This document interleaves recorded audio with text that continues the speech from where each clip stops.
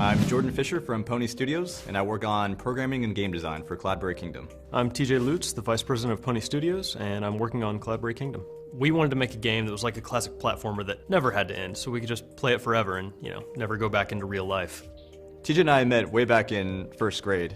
He was sort of a big jock at the time, and I was already a computer geek, but we had this common ground where we would play video games together all the time. Ever since I met Jordan, we've been coming up with silly ideas for games. We never really finished any, so that'll be what CloudBerry Kingdom's for, our first actual complete title. CloudBerry started one summer when Jordan came back to town. I was still in Wichita at the time, and he wanted to show me the concept he had for a game. I was working on my PhD in math. The idea for CloudBerry actually came from a math problem. How do you make random levels? How do you teach a computer to design these levels? He showed me this little concept that he'd put together, and I absolutely loved it. The art was all done by Jordan, and he can't draw, so we had a stick man, but the gameplay was fantastic. Really from that moment on, I knew that we had something, and we had to make something out of it. At that point, I ended up dropping out of grad school. I moved back to Kansas, into my mom's basement. TJ moved in as well. It was kind of awkward. And we started working on really polishing up this demo, getting it ready for a competition that Microsoft was holding called Dream Build Play. We ended up placing 10th in the competition, which, we were excited about, but it wasn't first. We were a little bit lost. We didn't know how to get the game published. We didn't know where to take it. So we really just ended up shelving it for about a year.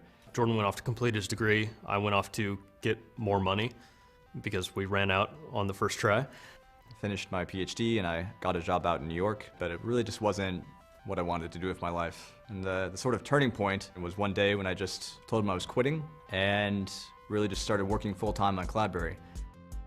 So I immediately started persuading TJ that he needed to quit his job too and move out to New York City. When Jordan first gave me the phone call that he had, quit his job and he's wanting to finish CloudBerry, I was a little concerned, I guess is the best way to put it. So it took a couple months of convincing, but I finally got him to sell everything and put all of his money into the company. At this point, we'd been working on the game for almost 3 years, but we decided to draw it out a little bit more and redo everything. The mechanics of the game were just gorgeous, but when it came to the art and the overall packaging, it wasn't ready. So we ended up turning to Kickstarter. We got a lot of positive feedback. A lot of people seemed to really enjoy the game. So we brought on a really amazing art studio, Tiger Hair Studios. That's when our support really exploded for CloudBerry. And we took the game out to E3 once we were happy with it, and Ubisoft saw it and was really excited about it. We partnered up, and they've been helping us get distribution deals and all sorts of stuff ever since. Ubisoft has been really accommodating in terms of letting us stay indie and have complete control over our IP and game design, while at the same time really helping us focus on marketing and distribution and all those things that as indies we just don't have the expertise and manpower to take care of on our own. When I started working full-time on CloudBerry, I knew I needed a lot of help. We met Michael, who's our biz guy, and he really just started trailblazing for us. Me and my friends used to daydream about making games and testing games. So when I met Jordan and the opportunity arose, I jumped on it. There have been 2 programmers working on the project, me and Oleg Kozhushnyan. We can't actually say his name, but it's something Russian. Making games is all I've ever wanted to do. It's one of the main reasons why I got into programming in the first place. It's almost impossible to make a game on your own, and it's just so much more rewarding to work with a great team to bring your game to life. TJ and I have been working on this game for 4 years together. We're business partners, we've put all of our money together. At this point, we're living together in some guy's basement. Really, we spend every waking minute together.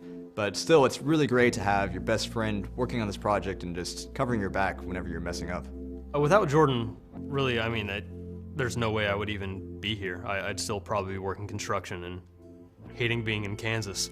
What I'm really excited about is seeing how far human players can go. We can see the computer beat really crazy levels, but I really want to know how far will CloudBerry push gamers? It draws people in that aren't really even gamers. There's some sort of hypnotic quality to it, and people just kind of gravitate towards it, and it's really exciting for me to see. I would make a game again in a heartbeat. It has been the most fulfilling thing I've done with my life so far. CloudBerry Kingdom will finally be available in spring 2013. On Xbox 360, PlayStation 3, Wii U, PlayStation Vita, and Steam.